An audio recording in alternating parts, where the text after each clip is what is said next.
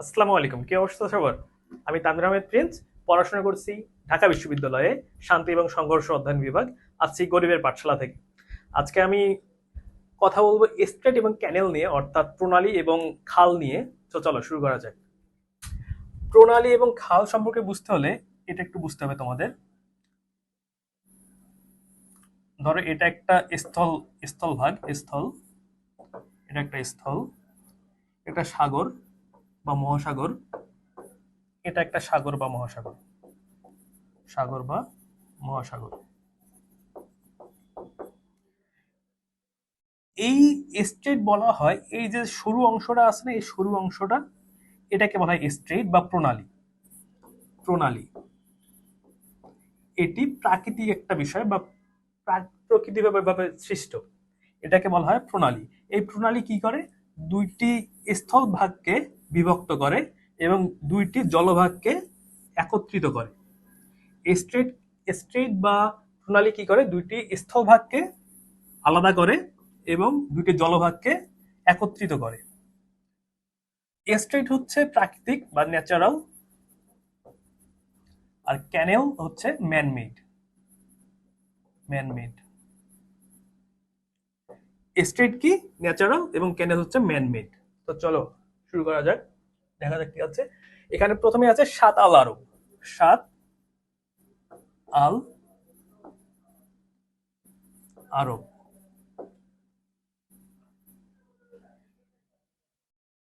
এই যে মানচিত্রে আমরা দেখতে পাচ্ছি ইউফ্রেটিক্স নদী এবং এই যে টাইগ্রিস নদী, এই নদীটি মিলিত হয়েছে এই যে সাত আল আরব। সাত আল আরব এটি বিভক্ত করেছে ইরান এবং ইরাককে। ইরাককে ইরানের যে শহরটি সেখানে আছে সেটা হচ্ছে আবাদান। আবাদান। সাতাল আরবের ইরানের দিকে যে শহরটি আছে সেটি হচ্ছে আবাদান এবং ইরাকের দিকে যে শহরটি আছে সেটা হচ্ছে বসরা। বসরা।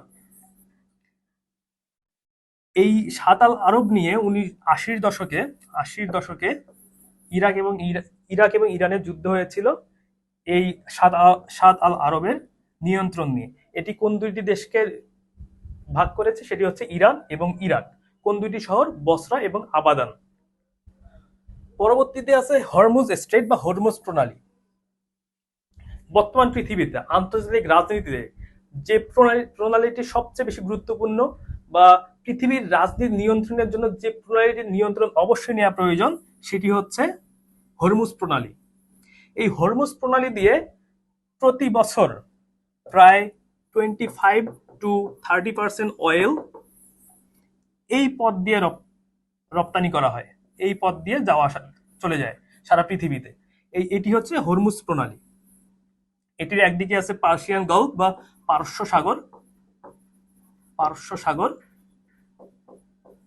এবং অপর দিকে আছে আরব সাগর। অপর দিকে কি আছে? আরব সাগর। একদিকে পার্সিয়ান গলফ এবং আরেকদিকে অ্যারাবিয়ান সি। কোন দুটি দেশকে ভাগ করেছে? সেটি হচ্ছে ইরানকে ইউএই এবং ওমান থেকে ভাগ করেছে। ইউএই এবং ওমানকে ইরানের থেকে পৃথক করেছে। ইরান। কোন দুটি স্থলভাগ? ইরানকে পৃথক করেছে ওমান এবং ইউএই থেকে। কোন দুটি সাগরকে তার একত্রিত করেছে? সেটি হচ্ছে পার্সিয়ান গলফ এবং আরব সাগর। এটি হচ্ছে আরব সাগর। আরব সাগর। এরপরে আছে সুয়েজ ক্যানেল। সুয়েজ ক্যানেল। এই যে সুয়েজ ক্যানেলের মানচিত্রটি, যদি ভূমধ্য সাগরের দেশগুলো এই ভারত মহাসাগরে আসতে চাইতো, তাহলে তাদেরকে এই পুরো একটা দীর্ঘ পথ পাড়ি দিয়ে আসতে হইতো। এই পথের প্রায় 16K মাইলস। এই পথটুকু কত? 16,000 মাইল। এই পথটুকু, এই পথটুকু এই ক্যানেলটা করার পরে তাদের দূরত্ব অনেকটাই কমে যায়। এই ক্যানেলটা কোন দুটি সাগরকে একত্রিত করেছে? এটি হচ্ছে রেড সি। রেড সি বা লোহিত সাগর এবং অপর দিকে আছে ভূমধ্য সাগর, মেডিটেরিয়ান সি। ভূমধ্য সাগর। এটি কোন দুটি স্থলভাগকে পৃথক করেছে? সেটি হচ্ছে মিশর। মিশর একদিকে মিশরের আসল ভূমি এবং অপরদিকে হচ্ছে সিনাই উপত্যকা। সিনাই উপত্যকা, এই দিকটা হচ্ছে সিনাই উপত্যকা, এটা হচ্ছে মিশরের মেইনল্যান্ড। এটি হচ্ছে এশিয়া এবং এটি হচ্ছে আফ্রিকা। তাহলে কোন দুটি মহাদেশকে পৃথক করেছে? সেটি হচ্ছে এশিয়া এবং আফ্রিকা। এবং কোন দুটি জলভাগকে একত্রিত করেছে? সেটি হচ্ছে ভূমধ্যসাগর এবং রেড সি। পরবর্তীতে আছে মালাক্কা প্রণালী। মালাক্কা প্রণালী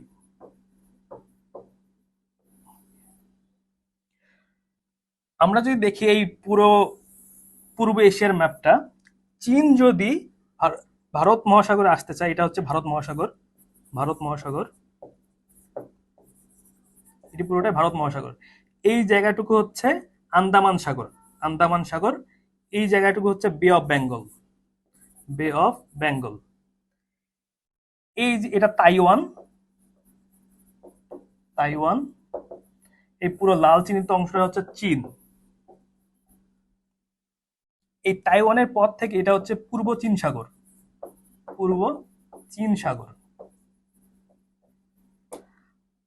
এইটা হচ্ছে দক্ষিণ চীন সাগর।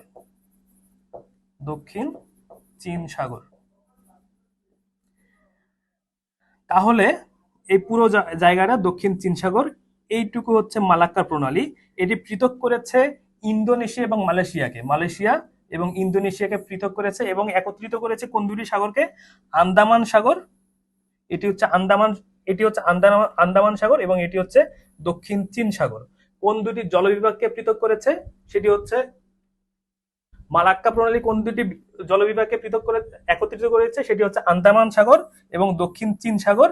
এবং কোন দুটি দেশকে পৃথক করেছে? সেটি হচ্ছে ইন্দোনেশিয়া এবং মালয়েশিয়া। এই যে আমরা ম্যাপটিতে দেখতে পাচ্ছি, চীন